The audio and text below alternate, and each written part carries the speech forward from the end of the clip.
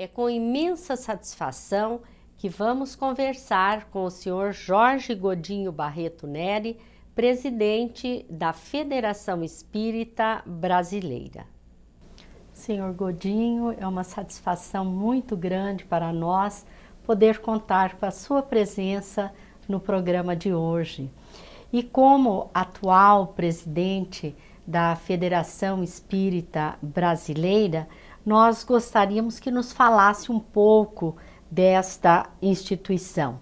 O que representa a Federação Espírita Brasileira para o movimento espírita nacional e qual é o seu papel junto a este movimento? Inicialmente, eu agradeço a oportunidade de estarmos aqui conversando e de podermos falar um pouco sobre esta instituição que nós consideramos como sendo veneranda, porque é uma instituição centenária e ela, fundada desde 1884, vem ao longo desses 183 anos estudando a doutrina espírita, vem divulgando a doutrina, mas sobretudo procurando vivenciá-la através de todos aqueles que tiveram seus papéis definidos durante as gestões, mas também aqueles que colaboraram durante todo esse período, como colaboram hoje, como voluntários. Então é com um prazer muito grande que nós gostamos de falar sobre a Federação Espírita Brasileira, o seu papel, a sua missão. Ela tem um papel muito importante que talvez seja necessário lembrar um pouco da história para entendermos o seu papel e a sua missão. Quando a Federação Espírita Brasileira foi criada, em 1884, nós estamos observando um período em que nós estávamos próximos à proclamação da República, que viria 5 anos a posteriori. Um momento difícil, onde todos, iniciantes ainda nesta nova ciência, nesta filosofia, de aspectos religiosos, éticos, morais, e que naturalmente naquele instante, quando a doutrina chegou ao Brasil, cada grupo, ao começar a estudá-la, começou a formar os seus núcleos, as suas instituições. E nós tivemos naquela época várias instituições estabelecidas no país, entretanto fazendo o espiritismo à maneira que o grupo entendia. Se eu puder fazer uma simulação e dizer que cada instituição dessa teria uma seta, eu diria que as setas não estavam todas alinhadas na mesma direção. Poucas estavam alinhadas na direção do programa de Ismael, porque Ismael, em 1873, antes da própria fundação da Federação Espírita Brasileira, que teve o nome de federação sem ser federação, porque à época ainda não havia um movimento espírita organizado como nos dias de hoje. Então, aquele momento era um momento muito peculiar, em que as casas espíritas ou as instituições, elas estavam trabalhando de uma maneira mais voltada para si do que para o movimento espírita como um todo, que ainda não havia estabelecido no país. A partir desse momento, nós tivemos em 1889 um fato interessante com a proclamação da República, que foi o Código Penal. O Código Penal, ele contemplou o espiritismo. E naquele instante havia situações muito difíceis, porque a proibição até do exercício da atividade. E a Federação Espírita Brasileira tomou a iniciativa de fazer uma carta aberta ao ministro da Justiça. E a partir deste momento, pelos registros que nós conhecemos, foi o primeiro momento que os espíritas se preocuparam com o aspecto da união.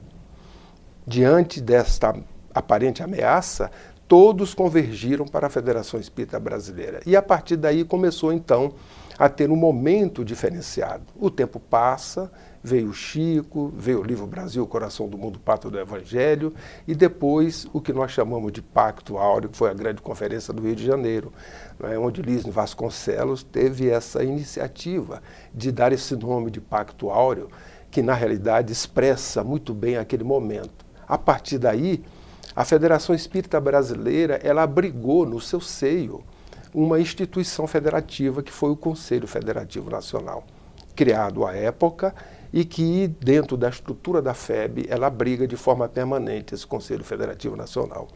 O papel da Federação Espírita Brasileira com relação ao movimento espírita é de coordenação. A Federação Espírita Brasileira ela coordena esse movimento, abriga no seu seio o Conselho Federativo Nacional, que é quem delibera os assuntos de interesse do movimento espírita. Mas, ao mesmo tempo, no seu estatuto, é previsto que a federação tem também outros aspectos que é a lei fronteira. Não só por representar o movimento espírita, até porque o próprio movimento espírita assim o deseja, ela tem um compromisso também internacional com as demais instituições de unificação dos demais países. E hoje nós temos um Conselho Espírita Internacional, do qual a Federação Espírita Brasileira faz parte. E nós nos reunimos e falamos também, temos assento e voz para podermos tratar dos assuntos que também é da divulgação, é do estudo, é a parte da vivência da doutrina espírita já no aspecto mundial, fora do Brasil. E a nossa participação é efetiva e a responsabilidade da FEB, representando o movimento espírita brasileiro, também se faz. Desta feita, não como coordenadora do movimento, mas como um membro deste conselho, tendo voz, tendo voto e procurando levar à humanidade como um todo esta mensagem cristã que a doutrina espírita hoje resgata, o Evangelho de Jesus à sua luz, né? Quando nós temos a oportunidade de estudá-la e rever a pureza do Evangelho, quando as mensagens que vêm do alto nos esclarecem e os estudos que são feitos nesses aspectos. Então nós podemos sintetizar dizendo que a Federação Espírita Brasileira tem um papel no movimento espírita do Brasil e também na representação desse movimento fora do Brasil. O senhor se referiu a Ismael. A Federação Espírita Brasileira é conhecida como a Casa de Ismael. Por quê? Justamente por isto. Porque quando nós lemos o livro Brasil, Coração do Mundo, Pátria do Evangelho, nós vamos verificar um momento que no plano espiritual é o Cristo, no momento justamente do descobrimento, que havia uma festa no mundo material, que foi justamente a recepção que os portugueses tiveram dos silvícolas, que os receberam de braços abertos, abriram as portas, né? E sem falar a própria língua deles, mas uma receptividade onde o sentimento ele suplantou a comunicação verbal. E naquele instante o plano espiritual também estava jubiloso, porque o programa do Cristo já estava sendo cumprido. Quando nós lemos o livro, nós vamos observar que no último quartel do século XIV, Jesus, quando saindo da Europa com toda aquela pleiade de espíritos que trabalham com ele, aqui nas Américas, ao verificar esta parte sul da América do Sul e onde seriam as futuras terras que hoje nós habitamos do Brasil, ele disse que para que transplantaria da Palestina o seu evangelho. E isto nós observamos que no momento, logo após esta informação, o livro diz que ele determinou a um espírito nobre que era responsável pela parte sociológica do país, que era Elio, ou Iléu, dependendo da língua que queira pronunciar o seu nome, ele determinou que este espírito reencarnasse com uma missão de iniciar esse processo, que foi Dom Henrique de Sagres, né, o navegador, que veio e abriu as portas para o mundo. Entre um parênteses, eu gostaria de ressaltar a figura de Dom Henrique de Sagres, porque no meu entendimento particular, ele é tão importante, ou mais importante, com todo o respeito que nós temos, do que a NASA. Porque, à época, não se conhecia o velho mundo, apenas era o habitat que todos ali viviam, mas não se conhecia o novo mundo, assim denominado a posteriori. O que se imaginava era que viajar por esses mares bravios, tenebrosos, haveria uma cachoeira enorme que iria para o ignoto, para o desconhecido. E ele abriu essas portas à navegação. E a partir daí descobriu-se um novo mundo, aonde hoje estamos inseridos, como as Américas, tanto a do Norte, a Central e nós. Então eu vejo a importância muito grande desse missionário, que cumpriu o seu papel. E o interessante é que ele nunca navegou, mas todos que ele fez com que navegassem, chegaram às terras, descobrindo os novos mundos para aquela época. Né? Ele era o condutor. O condutor. E, além do mais, fala-se em escola de Sagres, uma escola que, quando nós ouvimos no século atual, onde nós estamos vivendo, imaginamos a escola como é hoje. Mas como seria a escola naquela época?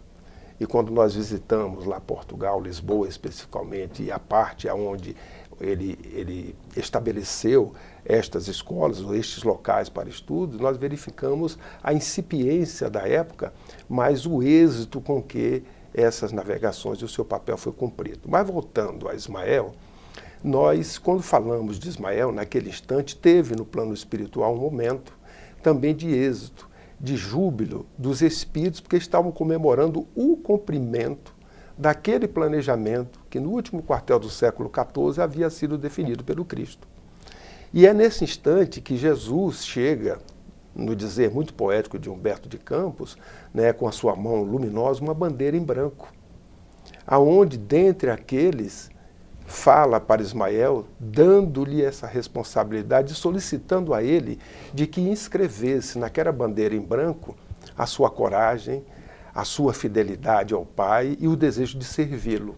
É quando Humberto de Campos diz que ficou escrito na bandeira Deus, Cristo e caridade. A partir daí, ele, assumindo este papel, teve logo em seguida o primeiro ato de caridade. Foi um degredado que injustamente pelos homens, porque foi assim julgado, e ele tinha na sua intimidade que ele era inocente, mas ele veio degradado porque ele foi julgado como sendo culpado. E naquele instante ele se adentra ao mar adentro com uma das canoas indígenas e ele começa então a elevar o seu pensamento em gritos de socorro, porque ele não desejava mais viver no mundo, que à época o primeiro mundo ele havia deixado, para um local estranho, e o desejo dele era morrer. É quando Ismael chega e ele, sem perceber, em poucos instantes ele está de volta à praia e é o primeiro ato de caridade que ele pratica. A partir daí, durante todo esse percurso, a partir do descobrimento, quando chega a época próximo a essa que nós nos referimos há pouco, que é a época da independência do Brasil em termos da sua maioridade com a República, né, no momento, não estou me referindo à independência de Dom Pedro, estou falando da independência no momento que saiu do regime do reinado para o regime da República. Então, naquele momento, havia uma preocupação de Ismael com o mandar do livre-arbítrio dos homens que aqui estavam, em certo ponto, não tratando bem os silvícolas, daí no início eles acolheram muito bem e depois começaram então a se rebelar. A mesma questão da escravidão, e naquele momento, quando Ismael, ele se preocupando com isto, e passado esse momento, há uma orientação do Cristo em um dos seus diálogos, que ele escolhesse uma das tendas, uma das células do movimento espírita que estava se estabelecendo no país, para que ali ele estabelecesse o seu trabalho e a sua tenda no plano material. E ele assim o fez, quando escolheu a Federação Espírita Brasileira. Mas é importante lembrar que antes da Federação teve 3 grupos. Teve um grupo Confúcio. Neste grupo foi quando Ismael pela primeira vez deu uma comunicação em 1873. Esse grupo durou pouco tempo, 3 anos. Depois teve um outro grupo, que foi o grupo Deus, Cristo e Caridade, que também durou pouco tempo. E tudo isto, esses grupos duraram pouco tempo pelas imperfeições dos homens. Em vigilância de médiuns, não é? Comportamentos não adequados e coerentes com aquilo que a doutrina nos traz. E os grupos se dividiram e foram formando até o momento que a Federação Espírita Brasileira foi criada, há 133 anos. Isso não quer dizer que as mesmas dificuldades ou os mesmos problemas que à época houveram, a Federação, ao longo desses seus 133 anos, não passou. Ela passou, continua passando e certamente passará, porque ainda somos imperfeitos e existem alguns que não desejam o seu andamento. Então, naquele momento, quando a gente observa esse fato, nós estamos observando que o Cristo determinou que ele escolhesse uma tenda. E essa tenda é a Federação Espírita Brasileira. Por isso que Emmanuel, no dizer muito carinhoso e respeitoso, ele se refere à Federação Espírita Brasileira como a casa da nossa causa. Então, a Federação Espírita Brasileira tem esse papel e tem este significado, porque todos nós, mesmo que não a conheçamos fisicamente, o próprio livro retrata disso, temos um compromisso assumido com Ismael antes do nascimento. O senhor se referiu ao espírito Humberto de Campos. Perfeito. Este mesmo espírito nos trouxe a ideia do Brasil ser o coração do mundo, a pátria do Evangelho. Qual é o sentido desta afirmativa? É que desde o primeiro momento, às vezes nós ficamos numa expectativa de que o Brasil será. No meu entendimento, quando eu leio o livro Brasil, Coração do Mundo, Pátria do Evangelho, ele já é coração do mundo e é pátria do Evangelho, desde o início. Primeiro, por este ato que eu me referi, próprio Ismael, ao praticar o ato de caridade. Porque como nós vemos na bandeira, que é uma bandeira, um emblema que deve ser de todos nós espíritas, porque na comunicação de 1873, ele diz qual é a missão dos espíritas. A missão dos espíritas é divulgar o Evangelho em espírito e verdade. Mas especificamente dos espíritas do Brasil, assim ele se refere. Aqueles que desejarem cumprir o dever a que se responsabilizaram antes de nascer, isso é importante. Quer dizer, nós somos voluntários e desejamos cumprir algo antes de nascer. Que se juntem sob este palio trinitário, Deus, Cristo e caridade. Aonde estiver esta bandeira, eu estarei, assina Ismael. Então é uma informação importante, porque deste emblema, desta bandeira, só existe uma ação, que é o amor em ação, caridade. Deus, Cristo e caridade. A única ação é a do amor, que tem a sua maior expressão no Pai. No maior exemplo de amor que nós tivemos na face da terra, em Jesus. E a ação para que nós, que aceitamos esta bandeira como sendo um lema, pratiquemos a caridade. Então, a partir daí, nós entendemos que o Brasil, cuja responsabilidade está sob Ismael, ele é coração do mundo, pátria do Evangelho, porque quando percorremos a história, nós verificamos, durante a Primeira e a Segunda Guerra, no mundo, dos países que mais acolheu, o Brasil está dentre eles, se não for o maior de todos no acolhimento. Num determinado momento, quando um diálogo acontece entre Ismael e Jesus, onde ele estava preocupado justamente com as ações dos portugueses à época, que tinha esta questão do tratamento não adequado aos civícolas e aos negros à época, aos africanos, naquele instante Jesus diz para ele apacentar o coração, que ele fosse às regiões umbralinas, as regiões trevosas, onde se encontravam aqueles espíritos em sofrimento, desfraldasse a sua bandeira e, a partir daquele momento, ele recolhesse os arrependidos, para que pudessem trabalhar com ele na construção de um mundo novo e no papel de coração do mundo, pátria do Evangelho. Aí ele acolhe e recolhe todos esses espíritos, que depois o próprio livro cita aqueles que vieram, papel dos bandeirantes, até na própria escravidão, muitos como pretos velhos, que eram espíritos até já abnegados e já tinham desenvolvido a humildade, que nasceram na África para virem com aqueles que aqui chegavam, não para serem escravos, porque a escravidão não estava no planejamento do Cristo, mas é uma opção dos homens pela sua livre determinação individual. Então, a partir daquele momento, foi acolhido esses espíritos arrependidos, que eu olho para mim e me sinto como desse, porque eu me sinto arrependido daquilo que eu fiz no passado e eu não quero fazer mais. Eu quero ter um rumo novo. A partir desse instante, nós observamos, numa simples análise, quem é que acolhe? Coração. Então, desde a sua origem, o Brasil vem acolhendo estes arrependidos, no plano espiritual, no plano material, mesmo diante daqueles que não têm esta consciência. Porque os homens públicos, ao longo de todo esse período, se nós observarmos, as suas diretrizes é de acolhimento. Agora mesmo, o problema está na Europa, saindo do norte da África para a Europa. Qual é a postura do nosso país? Estamos acolhendo aqueles que estão saindo dos seus países por não terem condições, mesmo distante. A política que o nosso Ministério das Relações Exteriores aplica, se nós observarmos lá no fundo, existe essa questão do acolhimento. Por isso que nós somos um povo fraterno. Quem acolhe é coração. Pátria do Evangelho, nós já somos. Na estatística do IBGE de 2010, o Brasil é o segundo país cristão na face da Terra, com quase 87%. Perde apenas para os Estados Unidos, porque naturalmente tem uma população maior. Talvez nos dias de hoje, se fizermos em 2020 a próxima pesquisa, haja modificações. Então eu vejo que o Brasil é coração do mundo, pátria do Evangelho.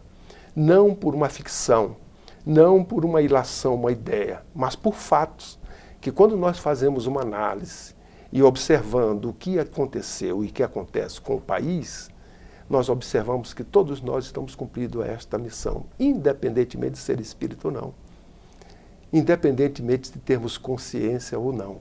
Então, por isso que eu afirmo, com toda certeza, que somos coração do mundo e pátria do Evangelho. Que maravilha a doutrina espírita que nos traz todas essas informações, né?